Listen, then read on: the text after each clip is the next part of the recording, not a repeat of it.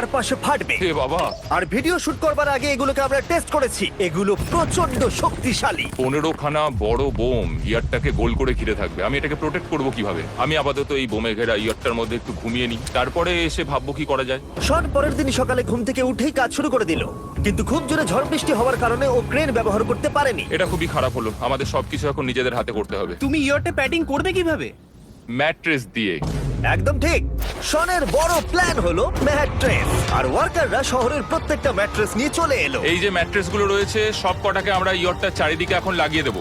এই তো খুব ভালো হচ্ছে, সব জায়গায় লাগিয়ে দাও, পুরো ইয়রটা ঘিরে দাও। এটাকে আর কোনো দিক থেকে ইয়ট মনে হচ্ছে না, মনে হচ্ছে অনেক ম্যাট্রেস পড়ে আছে। আর 2 ঘন্টা পর আমরা মাইনগুলো ফাটাতে চলেছি, কিন্তু দেখে মনে হচ্ছে ও কোনো প্রস্তুতি নেয়নি। এগুলো খুব ভারী। তোমরা ভাবতে পারছো ক্রেন থাকলে কতটা কাজটা সহজ হতো? আর যদি এখানে জল না থাকতো তাহলেও অনেক সহজ হতো, তাই না? হ্যাঁ, সময় শেষ হয়ে যাচ্ছে। এটা দেখে আমার একদমই ঠিক মনে হচ্ছে আমার না। মনে হয় না ইয়রটাকে বাঁচাতে পারবে বলে। 3,